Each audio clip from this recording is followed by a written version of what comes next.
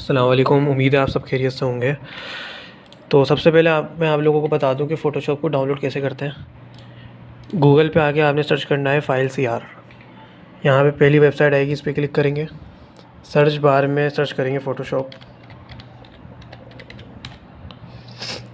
पहले नंबर पे जो आ रहा है इसको क्लिक करेंगे, नीचे आ जाएंगे। नीचे आने के बाद यहाँ पे आप लोगों को कुछ वर्जन्स शो हो रहे हैं। यहाँ पे जो सबसे बेहतर है वो 25 वाला है, वरना अगर सिस्टम की रिक्वायरमेंट्स कम है तो फिर 19 या 20 वाला डाउनलोड करें, वो अच्छा चल जाता है। मेरे में i5 में वही है। अब आ जाते हैं फ़ोटोशॉप की स्क्रीन पर। जब आप फ़ोटोशॉप को डाउनलोड कर लेंगे तो कुछ आप लोगों को इस तरह का इंटरफेस शो होगा। यहाँ पे आप या तो Ctrl+N कर सकते हैं या तो फाइल पे जाके न्यू पे क्लिक कर सकते हैं। यहाँ पे आपने जो सेटिंग्स लेनी है, विड्थ होती है चौड़ाई, हाइट होती है लंबाई, रेजोल्यूशन आपने लेना है हमेशा 300 रेजोल्यूशन लेना है अगर आप बना रहे हैं वेबसाइट के लिए या तो किसी के सोशल मीडिया के लिए। और अगर आप प्रिंट के लिए बना रहे हैं तो उसमें आपने 70 से लेकर 100 तक आप रख सकते हैं रेजोल्यूशन। और पिक्सेल्स हम यूज़ करते हैं सोशल मीडिया के लिए, मोबाइल के लिए। और अगर प्रिंट करना है इसको, हमने जो हम डिज़ाइन कर रहे हैं तो हम इंचेस यूज़ करेंगे। इसमें चौड़ाई और हाइट फिर उतनी हो जाएगी। सही है। अगर हम बना रहे हैं सोशल मीडिया के लिए, मोबाइल के लिए, तो हम लेंगे RGB, वरना हम लेंगे ग्रे स्केल। ग्रे स्केल नहीं लेंगे, CMY के लेंगे फिर हम। ठीक है। और इसमें जो बेहतर होता है मोबाइल के लिए और सोशल मीडिया के लिए वो होता है 8 बिट। सही है। अगर बहुत हाई बनाना है तो फिर हम 16 बिट में जा सकते हैं, लेकिन उसमें थोड़ा लैग करता है। ठीक है। अभी मुझे बनाना है मोबाइल के लिए तो मैं 8GB कलर ले रहा हूँ। यहाँ पे पिक्सेल्स ले रहा हूँ और साइज़ यही है। ठीक है। अच्छा, अगर आपने इसको कैनवास को ज़ूम इन ज़ूम आउट करना है, ऑल्टर के साथ माउस को ज़ूम इन ज़ूम आउट करेंगे। इसको रोल करेंगे तो ये ऊपर मतलब ज़ूम इन हो जाएगा, और पीछे की तरफ करेंगे तो ज़ूम आउट हो जाएगा। ठीक है। यहाँ पे ये जो आप लोगों को दिख रहा है ये है लेयर्स पैनल। अगर ये नहीं दिख रहा तो आपने F7 दबा देना है। अच्छा, और ये है टूल बॉक्स। यहाँ पे सारे वो टूल्स हैं जो हमने यूज़ करने हैं डिज़ाइनिंग में। ठीक है। अगर ये नहीं दिख रहा हो तो यहाँ पे ये टूल्स ये लिखा हुआ आ रहा है, इस पर क्लिक कर दिएगा। सही है। आज जो मैं बेसिक आप लोगों को बता रहा हूँ, जब भी हमें किसी फ़ोटो को फ़ोटोशॉप के अंदर लाना है तो वो कैसे लाएंगे।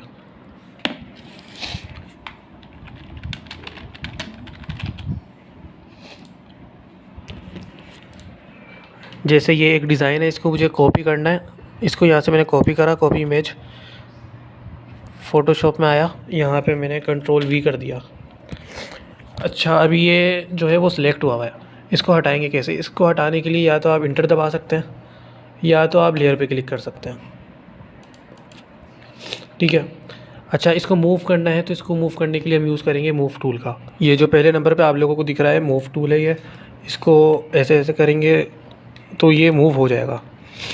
ठीक है। इसको अगर बड़ा या छोटा करना है तो Ctrl+T की करेंगे और इसको ऑल्टर के साथ नीचे की तरफ करेंगे तो ये एक लेवल के अंदर ये छोटा बड़ा होगा। सही है। और अगर बगैर ऑल्टर दबाए करेंगे तो ये इस तरीके से होगा। सही है। अच्छा, अब आ जाते हैं दूसरे टूल पे। दूसरा जो हमारा टूल है वो है मार्क्वी टूल। ये दूसरे नंबर पे आप लोगों को दिख रहा होगा। इसी के अंदर एलिप्स टूल भी होते हैं। सबसे पहले मार्क्वी टूल क्या होता है वो देखते हैं। अगर हमें इस पर कलर करना है, कोई एक कलर करना है, तो मैंने ये इस तरह से यहाँ से मार्क्वी टूल लिया, इसको लंबा खींचा और यहाँ से पेंट बकेट ली। ये एक ग्रेडियंट टूल है, एक पेंट बकेट टूल है। मैंने पेंट बकेट ली और इस पर क्लिक कर दिया। ठीक है। अब ये जो इसमें साइड्स में एक लाइन आ रही है, इसको कैसे हटाएंगे? इसको हटाने के लिए करना पड़ेगा Ctrl+D, जिससे ये डीसेलेक्ट हो जाएगा। क्योंकि ये पिक्सल बेस्ड है तो ये सिलेक्ट रहता है, इसको डीसेलेक्ट करने के लिए Ctrl+D करना पड़ेगा। अच्छा, अगर कोई गलत कर दिया कुछ हमने, जैसे गलत पेंट कर दिया, जैसे हमने वाइट कर दिया, तो इसको बैक करने के लिए Ctrl+Z कर देंगे। ठीक है। Ctrl+D से क्या होगा? Ctrl+D से ये होगा कि जो आपने सेलेक्ट करा हुआ है वो डीसेलेक्ट हो जाएगा, और Ctrl+Z से ये होगा कि जो आपने गलत कर दिया वो बैक हो जाएगा। इसकी बेसिक एक मैं डिज़ाइन टेक्निक आपको बताता हूँ मार्क्वी टूल की। यहाँ से मार्क्वी टूल लिया, यहाँ पे मैंने एक लंबा शेप बनाया। इसके अंदर मुझे जो है कलर चाहिए है मिसाल के तौर पे मुझे इस पर कलर चाहिए पर्पल, ठीक है। कंट्रोल डी करा देंगे, अभी ये सिलेक्ट हुआ है ना, इसको कंट्रोल डी करना है मैंने, सही है। कंट्रोल टी करने से पहले मैं करूँगा कंट्रोल जे। कंट्रोल जे से ये होता है कि जो आपकी लेयर है उसका एक डुप्लीकेट बन जाता है। कंट्रोल जे करने के बाद मैं कंट्रोल टी करूँगा। कंट्रोल टी करके इसको मैं एक लेवल पे थोड़ा सा आगे कर दूँगा। उसके बाद मैं मूव टूल पकड़ूँगा तो ये हट जाएगा। इसके बाद मैं करूँगा कंट्रोल ऑल्टर शिफ्ट टी। तो क्या होगा उससे ये होगा कि ये एक लेवल में डुप्लीकेट होना शुरू हो जाएगा मेरे बगैर छेड़े। अब इसको हम बहुत सारी जगहों पे यूज़ कर सकते हैं। इसको यूज़ कर सकते हैं, कोई डिज़ाइन का बैकग्राउंड होता है वो बनाने में यूज़ कर सकते हैं। अगर आपको कोई गूगल पे अच्छा बैकग्राउंड नहीं मिल रहा तो आप इसको इस तरह से बना सकते हैं कोई अच्छा बैकग्राउंड। ये कलर वैसे अच्छा नहीं लग रहा है, इसको मैं थोड़ा चेंज कर देता हूँ। जैसे ये है, इसको मैंने सॉफ्ट लाइट कर दिया। इसकी जो ओपेसिटी है उसको मैंने कम कर दिया, ठीक है। अब मैं आपको बता रहा हूँ कि ग्रुप कैसे बनता है लेयर्स का। आपको बहुत सारी लेयर्स जो हैं वो एक साथ मूव करनी, क्योंकि देखें ये अलग अलग लेयर्स पे बना हुआ है ना। डिज़ाइनिंग में कभी भी ये जो फ़ोटोशॉप है इसके अंदर कुछ भी करेंगे, जैसे अगर मुझे एक ये शेप बनाना है तो मैं डायरेक्टली इसके अंदर पेंट नहीं डालूंगा, ठीक है। मैं इसके अंदर डायरेक्टली पेंट नहीं डाल सकता। मुझे यहाँ से ये जो आप लोगों को प्लस का बटन दिख रहा है लेयर्स के अंदर, इस पर क्लिक करना है, लेयर लेनी है, उसके अंदर मैंने पेंट डालना है, ठीक है। अब मुझे दूसरा पेंट चाहिए, मतलब दूसरा एक शेप बनाना है, तो मैं एक और दफ़ा इस पर प्लस के बटन पे क्लिक करूँगा, ठीक है। उसके बाद मैं दोबारा शेप बनाऊँगा और उसमें पेंट डालूँगा। तो ये तरीका है कि जो भी आप काम करेंगे वो हर काम अलग लेयर पे होगा, ताकि जो अगर आपको कुछ चेंज करना है, कुछ एडिट करना है तो वो उसमें मसला ना है, ठीक है। ये एक मिसाल दे रहा हूँ मैं कि इसका यूज़ क्या है, ताकि समझ आए ना, वरना पता नहीं चलेगा इसका यूज़ कहाँ पे करना है। ये जो पहली लेयर बनाई थी ये हल्की हल्की दिख रही होगी, इस लेयर से लेकर ऊपर तक लेयर, जो कोने तक लेयर है, उसको मैंने शिफ्ट के साथ, शिफ्ट पकड़ा हुआ है मैंने, शिफ्ट दबाया हुआ है और यहाँ पे मैंने लेयर पे क्लिक करा, ये सारी की सारी लेयर सेलेक्ट हो गई। इसको मैं करूँगा कंट्रोल जी। देख रहे हैं यहाँ पे ग्रुप लिखा हुआ आ गया। कंट्रोल जी से क्या हुआ कि इसका जो है वो ग्रुप बन गया है। इसके अंदर भी लेयर्स हैं, मैं इसको भी चेंज कर सकता हूँ। अगर मुझे एक लेयर को भी एडिट करना है तो वो मैं उसको भी एडिट कर सकता हूँ, ठीक है। जो ये ग्रुप है इसका भी डुप्लीकेट करूँगा कंट्रोल जे करके, ठीक है। कंट्रोल जे करके मैंने इसका डुप्लीकेट कर लिया। ऊपर वाली जो ग्रुप की लेयर है उसको मैंने बंद करा, नीचे वाली ग्रुप की लेयर को खोला और इसको मैंने इस तरह से कुछ करके मूव कर दिया, रोटेट कर दिया। यहाँ पे इसको कोने पे कर दिया। अच्छा, दूसरी जो ग्रुप की लेयर थी उसको मैंने खोला और उसको भी कुछ इसी तरीके से मैंने रोटेट कर दिया। अच्छा, अब मैं चाह रहा हूँ कि इसकी जो ओपेसिटी है वो थोड़ी सी बढ़ जाए। अंदर आया मैं, सारी ग्रुप की लेयर को, जो अंदर लेयर थी उनको मैंने शिफ्ट के साथ सिलेक्ट करा और इसका जो मल्टीप्लाई था, मतलब यहाँ पे जो इसके ब्लेंडिंग ऑप्शन था उसको मैंने मल्टीप्लाई कर दिया। यहाँ पे कुछ ऑप्शन दिख रहे हैं जो आपको बैकग्राउंड में अच्छा दिख रहा है वो आप कर सकते हैं। जैसे ये डिवाइड थोड़ा अच्छा दिख रहा है, इस तरह कर दिया। ये एक आपका बेसिक बैकग्राउंड बन चुका है, इस पर आप काम कर सकते हैं।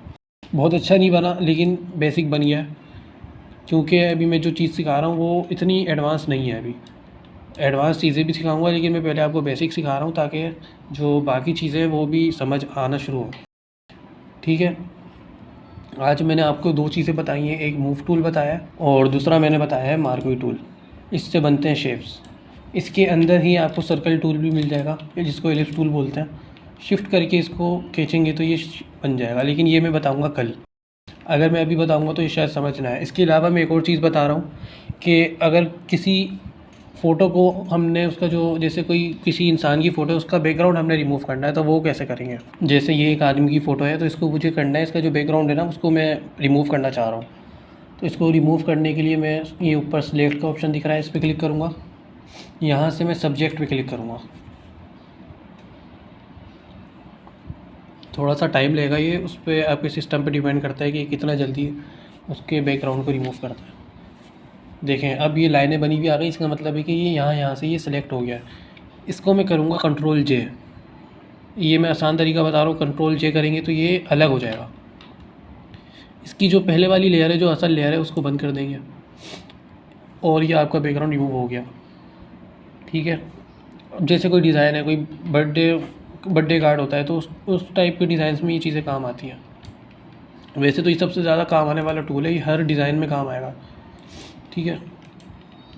तो ये इस तरीके से कुछ बन गया। अब यहाँ पे आप नाम लिख दो, पीछे बलून्स लगा दो, तो ये एक बर्थडे कार्ड बन जाएगा। तो कुछ इस तरह से डिज़ाइनिंग होती है, ठीक है। अच्छा, ये इतना एक्यूरेट नहीं काम करेगा क्योंकि मैंने कुछ सेटिंग करी हुई है, वो मैं आपको बताता हूँ। एडिट में जाएंगे, फ़ोटोशॉप में, प्रेफरेंसेस में जाएंगे, इमेज प्रोसेसिंग में जाएंगे। यहाँ पे कुछ इस तरह का इंटरफेस दिखेगा। यहाँ पे जो ये इमेज प्रोसेसिंग में जो ये सारे ऑप्शन हैं ना, इसको दूसरे पे कर देंगे बस।